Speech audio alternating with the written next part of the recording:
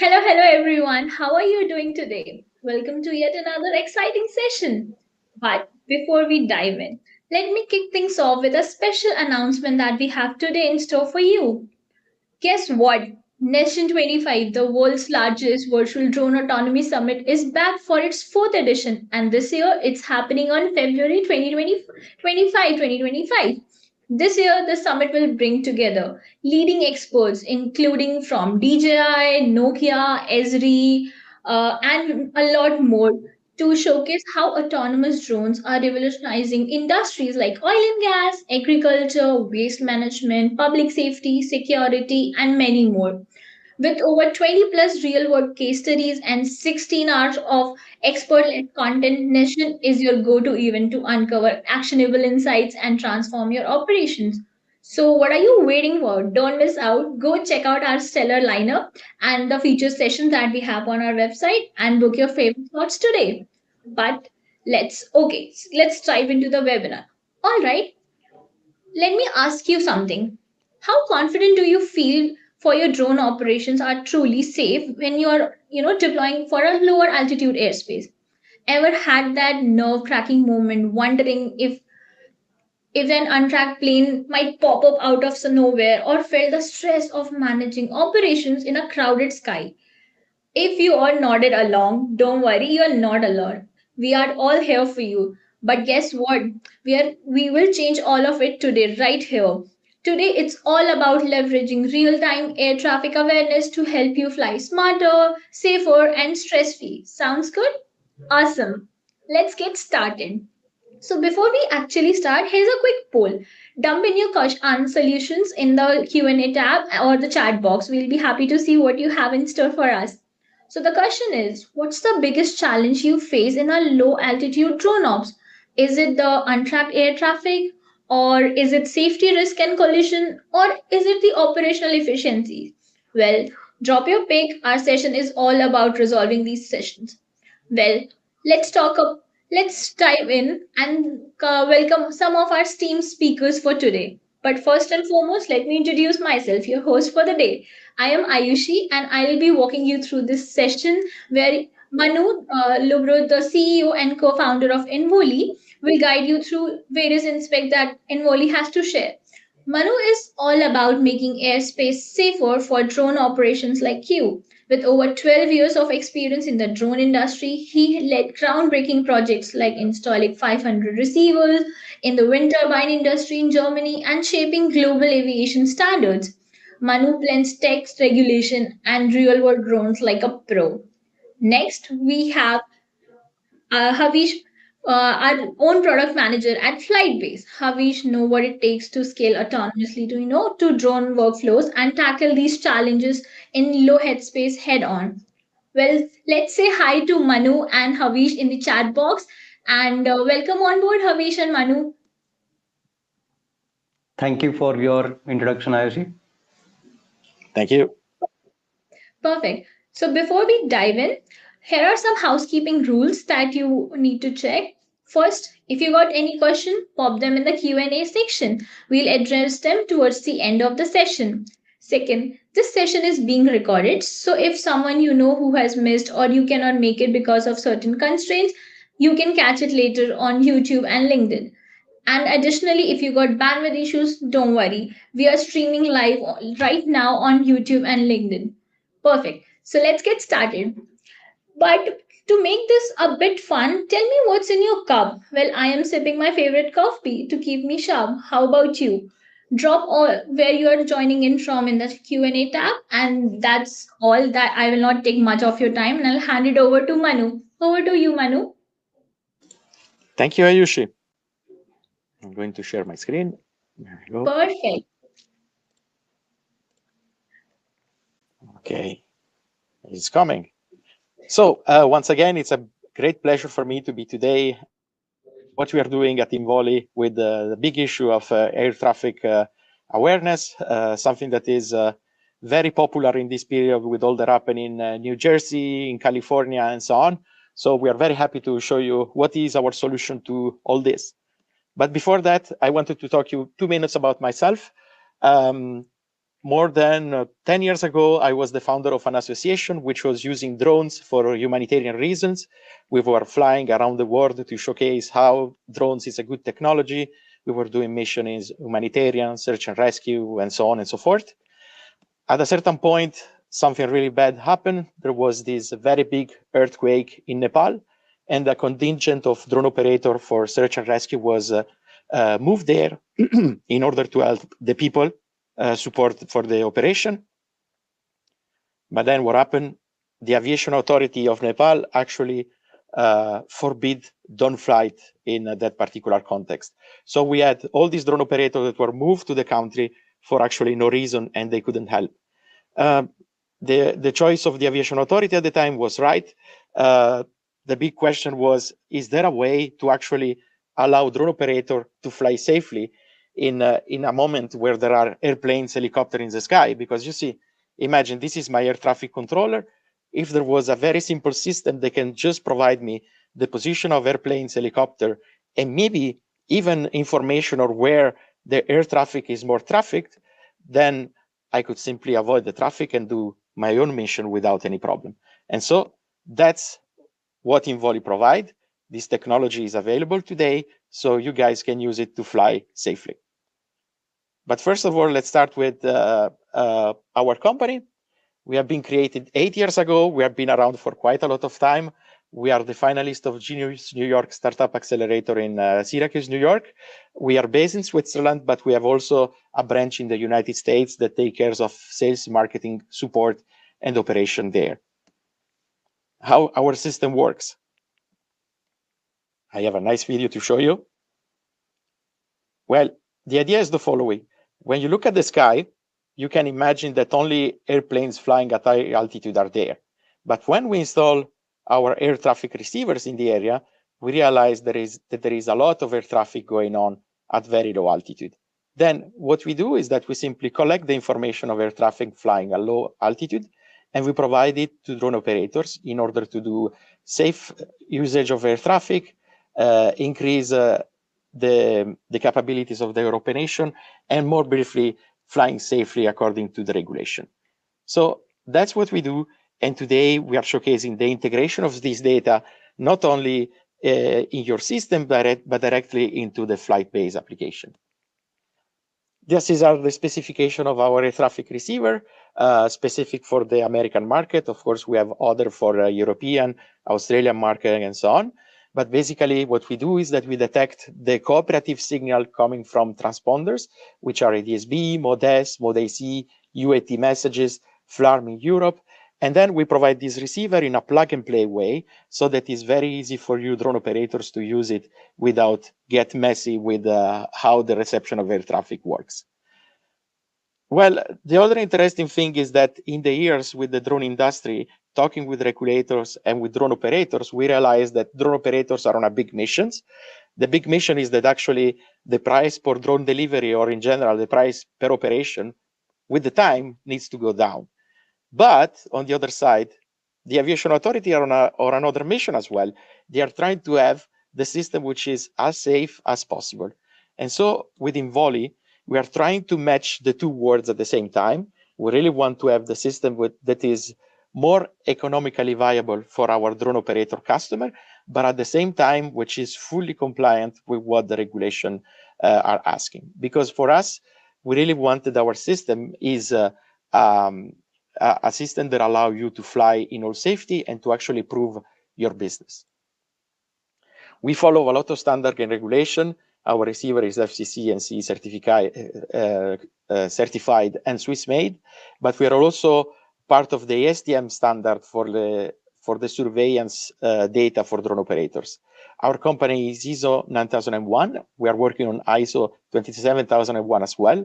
But last and not least, we are working with the FAA for a sort of a pre-certification of our system, which is called NTAP, which is very important because they allow you guys, drone operators, to use our system in a faster way. Now, this is a very complex slide to tell you that in the world where we're operating, we cannot just provide you our product and that's it, but we need together to go and talk with the aviation authority to explain how your operations are done by using our system. And so together we obtain the authorization to fly in an easy way. In other words, we are happy to support you for every discussion you have with your local aviation authority. But what are the benefits of the INVOLI system? But first of all, thanks to our system, you can have the authorization to fly BVLOS and in an autonomous way. Typically, if you are in a European region, you can apply with the SORA, and then your aviation authority will allow you to fly BVLOS. In countries like United States, it can be used to obtain exemption to fly so that you can enlarge your operation areas. Also, thanks to our system, you can increase the safety and the efficiency of your operation because you will always know when airplanes and helicopters are flying in your area, so you can avoid them in a very easy way. Also, if you're using onboard sensor over your drone, our system complements them in a very easy way.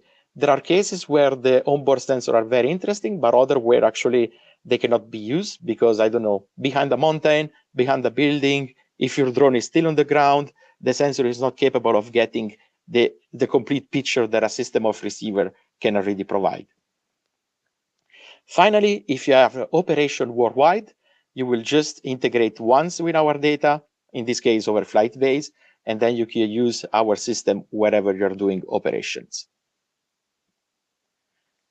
Probably, to summary all the advantages is simply the fact that you have to focus on your drone missions. You don't have to focus on infrastructure for drones or to detection of air traffic. This is our job, and we are happy to take it away from you. Now, just wanted to show you a case studies because basically we have a little bit two different business model. From one side, you can acquire one of our receiver and install it in an area where you want to fly. But on the other side, we have already our receiver installed, and then we can simply provide you a stream of air traffic data that you can use for your operation. So typically in the region of Dallas, in Texas, we are installing our receivers over these very big telecommunication towers that are in the area. We are capable already of covering the whole Mode C Vale of Dallas at a very low altitude, so 200 feet above ground level, with 12 receivers which are currently active in the area. So for example, imagine that you have a drone-in-a-box solution in this particular area of coverage. You don't even need to acquire a receiver from INVOLI. You just need to acquire the data streams that goes into flight base. Then this data, of course, is used for traffic awareness, for decompletion, and so on and so forth. We can even go up to activate multilateration, which is a process that allows us to calculate the position of air traffic, even the one with very old sensors. Just wanted to give you an idea, this is a recording of data that we have done for 4 hours in Dallas, where you can see the different technologies that are used in the area by aircraft to broadcast their position. And also, if you can see my arrow, you can even see here a track which is not UAT, but it's only mode AC, so probably a police helicopter or a military airplane, which we were capable of seeing just in the center of the screen. Just this to give you how far away we go with the detection of our system. But then the other thing that we started doing is that we are concentrated a lot on live air traffic data, but what if we record all this data and we start to do data analytics over it? So what you see here, it's a condensate of 11 days of air traffic recording, always in the Dallas area, of all airplanes which were flying between 0 and 1,500 feet above ground level. And then the yellow area that you see in the map are area where most of the airplanes fly. So area where it's more probable that you will find an airplane in front of your drone, so that if you can avoid them, it would be even better from a statistical point of view.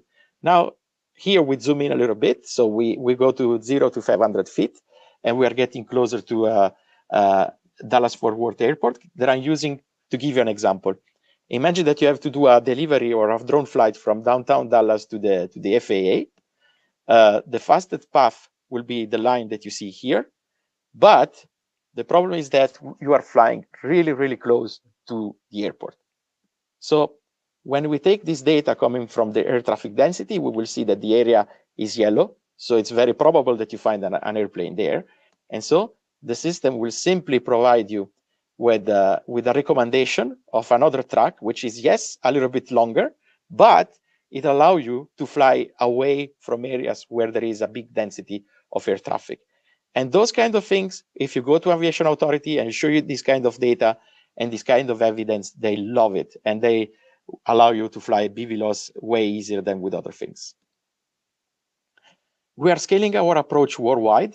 The green spot that you see on the map are areas that we have coverage already today, and we are expanding them more and more. As you can imagine, we are following drone operations that are done in the area.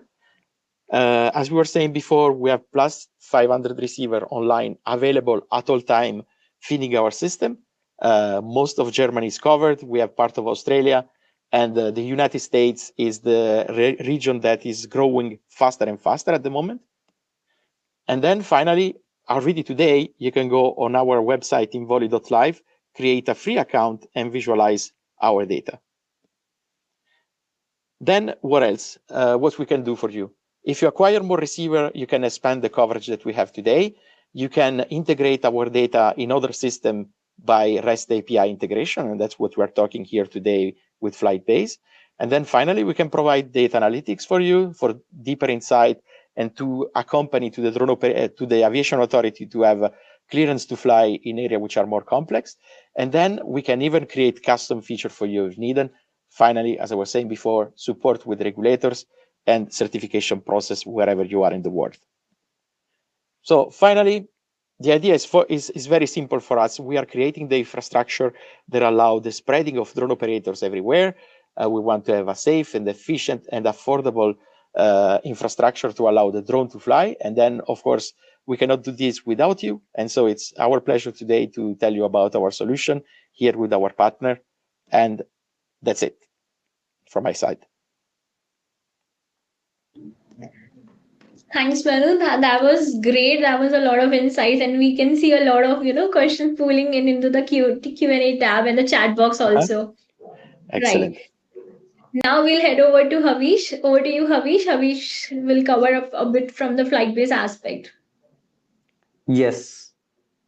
Thanks for the intro, Ayushi, and thanks for the great information, Manu. Let me just present my screen.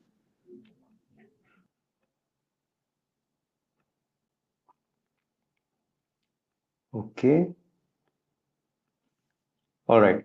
So, Manu covered a lot of information regarding low altitude awareness, right? And low altitude awareness is honestly something that whether doesn't matter whether you are a autonomous drone, you use DIB solutions for autonomous operations, or if you are a person who is flying manually, whatever the situation, being fully aware of your airspace is absolutely critical, right?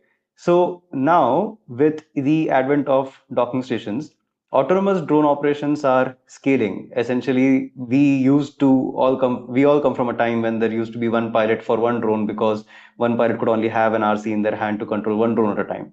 But now going forwards, because the drone comes out of the dock on its own, it does a complete flight, then it lands inside the dock on its own. We are coming into an age where one pilot from a remote operation center can realistically monitor multiple flights at the same time, and many of those flights are most likely going to be automated. They might be scheduled, like, okay, at so and so time a flight has to happen at this particular area, or they can be triggered by external systems, like you have an let us say you have an integration with some kind of an alarm system because you're using dock drone operations for a security use case.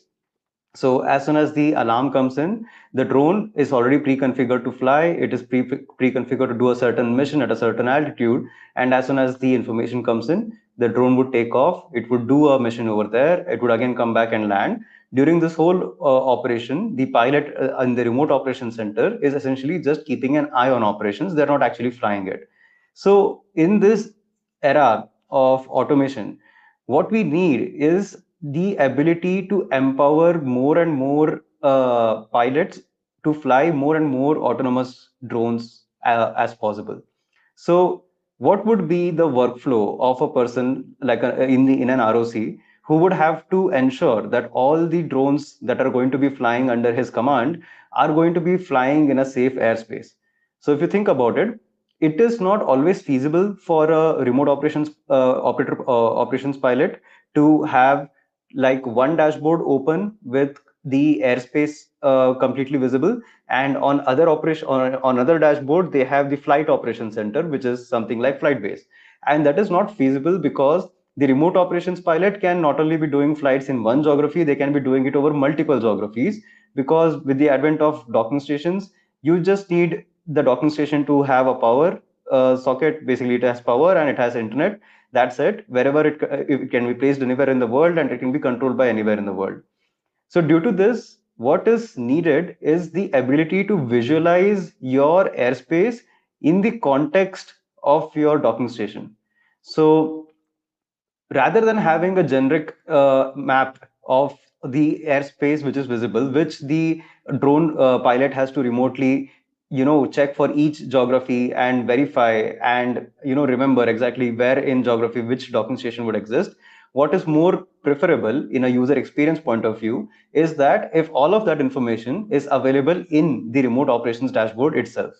So to enable these kind of connections with the ability that something like INVOLI provides, where they have very, very good, amazing awareness of the airspace through all of this sensor network, that information to come into a flight operations dashboard like Flightbase, what we need is something like Flings, right? So I'll just take you through what all ideally a drone automation platform needs to support to be able to provide drone autonomy to today's pilots. So we need, obviously from the top left, you can see a software for flight ops. You need detect and avoid systems. There are docking stations. You have information from weather.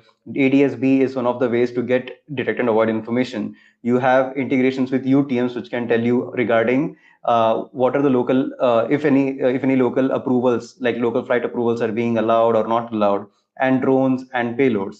So Flightbase brings all of these components together into a single platform so that pilots have all of this information from all of these different sources in a single place, and it is all in the context of the operation that they want to provide. It is the context of the drones that they want to fly. It is in the context of the docking stations that they want to use.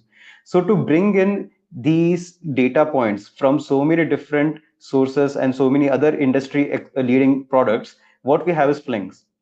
So in our Flings library that you can see a small snapshot of, we have data processing Flings like Drone Deploy, Pix4D, and Skybrowse. And then you have some video streaming Flings like Milestone. Milestone is used in CCTV for visualizing CCTV video feeds. Then in the last three, you have UAV and INVOLI and Strayos. And these are basically products which are able to give us the airspace awareness. So how would an INVOLI integration with Flightbase look like? So this is what we're talking about, which is the Flightbase plus INVOLI Flink. So in the Flightbase Flink library, what you would be able to see is that we have the INVOLI Flink integration. When you would go inside it, you would be able to see all the sensors and their models and whether the detections are being enabled or disabled from them. And you can also view where exactly all of these INVOLI sensors are present and what are they currently detecting. So you can view all the position of the sensors. You can also hover your mouse over the different detection things it is detecting, and you can see some details about them. So this is like an overview of how the data is coming in. Now let us talk about how exactly this is going to be used by a pilot for daily operation. So the first place where we need the integration in the pilot's workflow is the pre-flight checklist. So let us say you're about to do a flight. So before you do a flight, what you do is you go through a checklist that is on the Flightbase dashboard. This checklist can be customized for your particular application. So in this particular checklist, you have a particular you have a row which says airspace detections, and in that we have some logic on Flightbase's end where it computes that there is a safety bubble around each drone. The safety bubble around each drone is made in such a way that that when the drone, like an aircraft enters that particular safety bubble, the user is alerted well in advance, and the user can take some evasive maneuvers to bring the drone to avoid that particular aircraft. So whenever the aircrafts are in a are violating the safety bubble of the drone, then the user will get something like warnings, and they would get very clear indications that there is something wrong in the airspace that they want to fly. So, like I said, in the pilot's basically workflow, the first thing they would do is they would go through the checklist. So in the checklist, they can see that they have one warning. And if they were to click on that warning, they would be able to see that, okay, so there is in the INVOLI sensor 01, it has detected a threat, which is IDG so and so, and the particular threat is visible on the flight-based dashboard. So with this information, the user can make a decision whether, basically the pilot can make a decision whether they still want to continue the flight. Do they want to wait until that particular aircraft has cleared the area and then continue the flight? So let us assume our pilot was very careful. They didn't fly until the aircraft has cleared the area. And once the aircraft had cleared the area, then they are in flight. But now when they are in flight, there are some other aircrafts which have entered the safety bubble of our drone. So when they have entered the safety bubble of the drone, then the flight-based dashboard automatically detects these particular aircrafts as being inside the safety bubble, and they raise an alert. And that alert is, again, it's in proper red colors. The user's attention is immediately diverted towards that particular issue, and they can see very clearly again where the particular airspace threat is, the details about it, and they can acknowledge that, okay, so there's a threat and I have seen it and I would like to respond to it. So what can the user realistically do immediately as soon as they see that there is a commercial aircraft or something that is an airspace threat pretty close to the drone? So what we do is that we recommend users to configure something called as a safe altitude, which is as close to the ground as possible in the area where they're flying.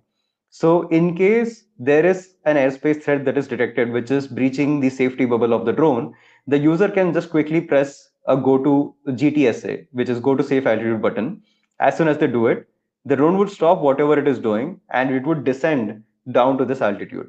Now the drone can loiter there, it can hover there until that particular airspace threat has left the area, it has left the airspace bubble, sorry, the drone's safety bubble.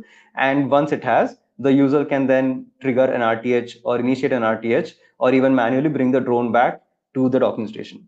In which, so that is a safe way of handling this complete, handling your airspace threats as they come, and you need to in a very quick way, right? Now, in an autonomous system, how can this be done? Because now you have docking stations which are running fully autonomously. So even in a fully autonomous system, Flightbase is figuring out how to bring this GTSA functionality in an autonomous way, where in case again the safety bubble of the drone is breached, the drone would automatically go to the GTSA altitude, and once the particular aircraft has left the area, the drone can return back to its either previous task, which was continuing, or it would go back to an RTH. So these are some things that we have currently in development. Now, what are the other components to ensure flight safety other than just detect and avoid sensors, which give you an information about your airspace? So if you were to look at safety in a high-level view, you would have air risk mitigation, you have ground risk mitigation, you have containment, and then you have alerts and logs. So we went through air risk mitigation in the up till now. Now we'll go over ground risk mitigation. So when we say ground risk mitigation, what we're talking about is things like geofences and no-fly zones. So if you are somebody who has filed SORA before, then you're fully aware of the concept of operational volume. That operational volume is essentially the area in which the drone is allowed to be, and it just cannot leave that space in any situation.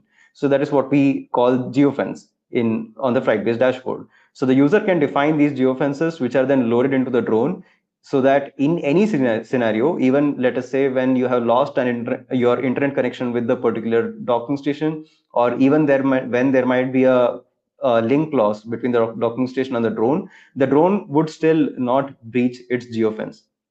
And NFZs are no-fly zones. So geofence is an area where the drone cannot leave. NFZ is an area where the drone cannot enter. So in the graphics I have in front of me, the red area is basically the no-fly zone. And here we are calling it's a school area. So obviously we don't want to fly over populated places where your flight might be a threat to people on the ground. So that's a no-fly zone. This is actually pretty interesting because when we remember during Manu's presentation, he had shown us graphs about air traffic density and how you can see that during the data analysis part. Using that information and using the ability on flight-based dashboard to create no-fly zones, what you can do is you can automatically set those particular high density, basically high frequency flight areas as no-fly zones, so that whenever your drone is flying, it is always computing its path, avoiding the no-fly zones while going to a place and also coming back from the place. So that way, using the information from the INVOLI dashboard, we can make our flights even more safe.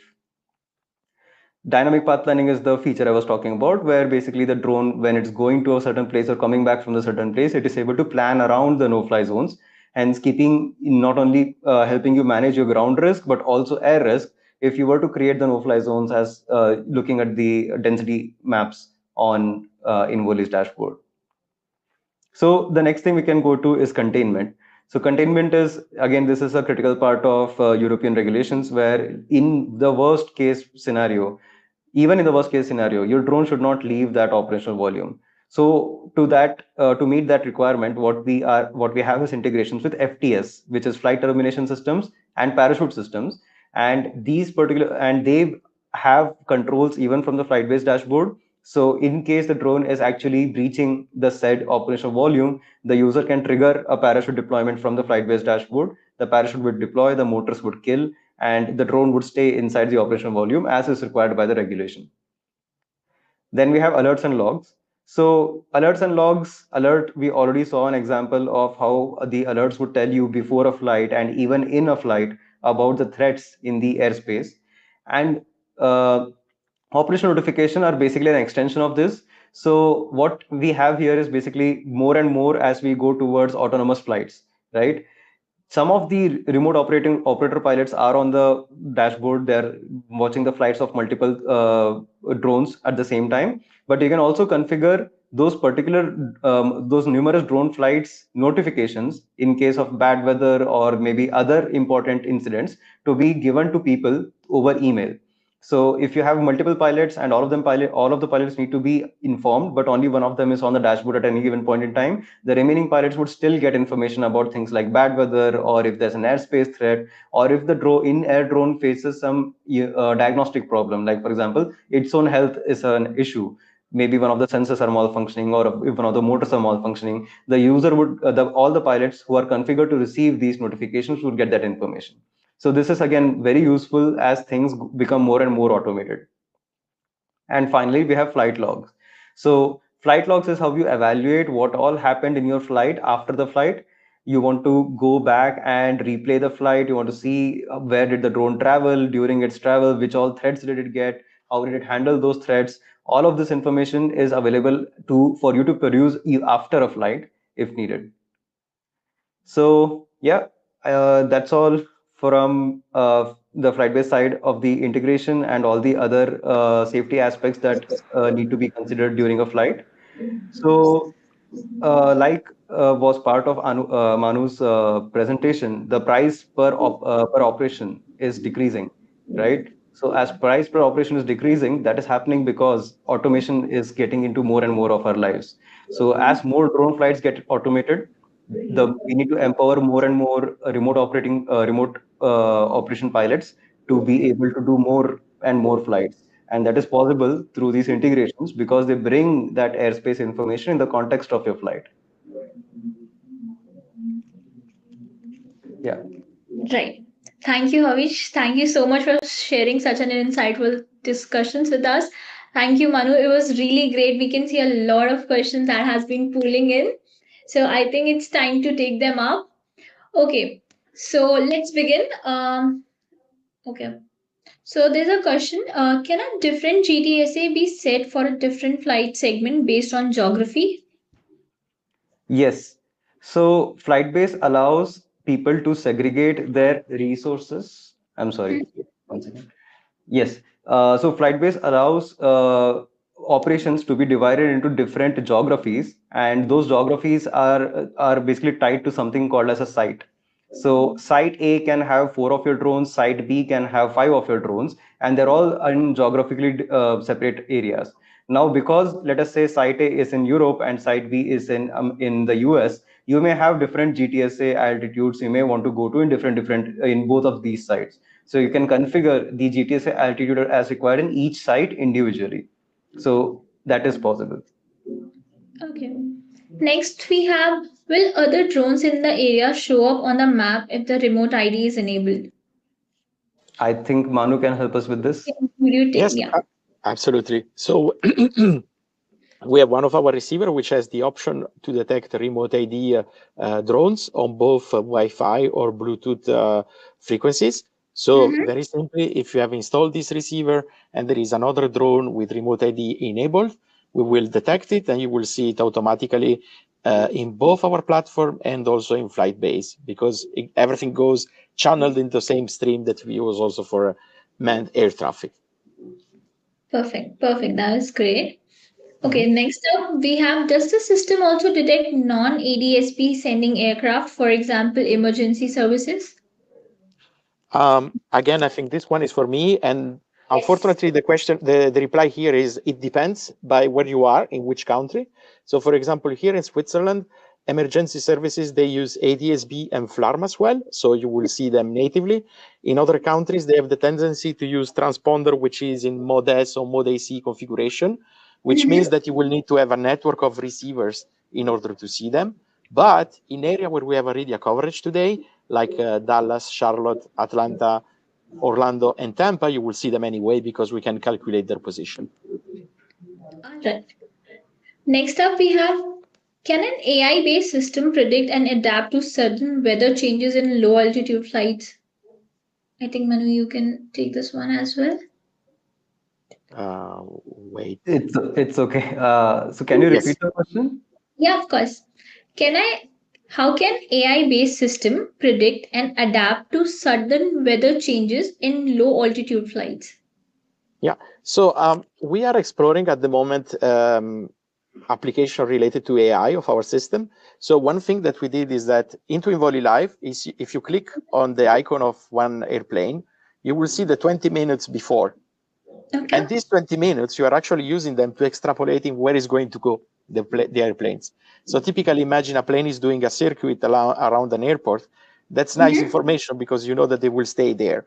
And so slowly we were thinking about why don't we do this directly with AI? So the idea is you click on the airplane and you also see an expected track that is going to have. And at the moment we are working on this. So it's not really, we're not really working on the weather part, but it's more like on geography and other factors which are more static, how they impact the way of flying of a plane. But yes, we can imagine that in the future, also weather could be put into account to predict where an airplane is going to fly. That's great. That's nice to hear. Mhm. Um, Next up, we have, can docking station communicate directly with UTM systems? One second. Reload. So docking stations themselves don't natively have the ability to communicate to any UTMs.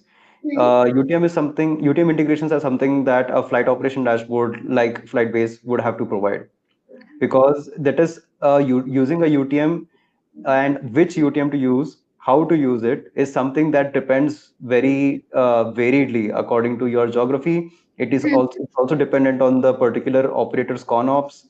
How often do they file for every flight? Do they file just in the morning and they do all the flights after that throughout the day?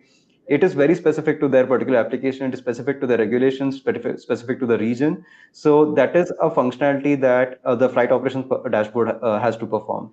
It is not a functionality that would be natively integrated into any kind of drone or docking station. Understood. Understood. Next, I think Manu, this one is for you. What is the range and price of Involi receiver? Oh, people are very curious about the price. You're on mute, Manu.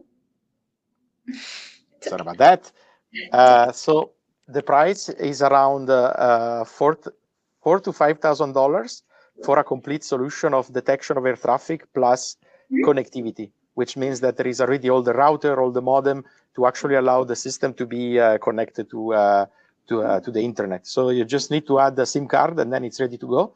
Then obviously, depending on the quantity of receiver that you purchase, there are quantity discount. And then finally, there is a small monthly fee related to every receiver to actually do the data processing and the data stream over AWS and so on. Okay. There was also a mention about the range. I think that covers in the price itself. Another question that we have is, if another aircraft is entering in the area with no AD, okay, ADSB transponder Mhm. from Is the system able to use images from drone camera in order to identify this traffic and avoid it? Okay, so that is some. So yeah, what we are doing is we are moving in from the RF, basically radio receivers, into something more like visual detection. Now, this is an ability that would be provided. Like we can assume that in the future there will be drones which will come with some abilities like this. At this point in time, the drones themselves don't do this. Typically, because drones are not looking at the sky when they're flying, they're usually looking at the ground because that is the whole point. So it would be something that we can probably expect in the future with some types of drones. Perfect. I think that was Can I it. comment on that one? Yeah, So please go one ahead. thing that I was saying in my presentation is that anyway, the INVOLI system provide a traffic awareness which is based on ground sensors. But then, if the drone itself has other sensors which are directly built in into the drone, which are used more like a TCAS system, so like a more of a collision avoidance system. Of course, the two systems can be integrated at the same time, and this will give you a way more safety point when you are going to talk with the aviation authority to have the authorization to fly.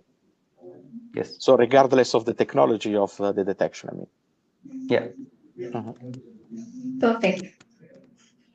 Perfect.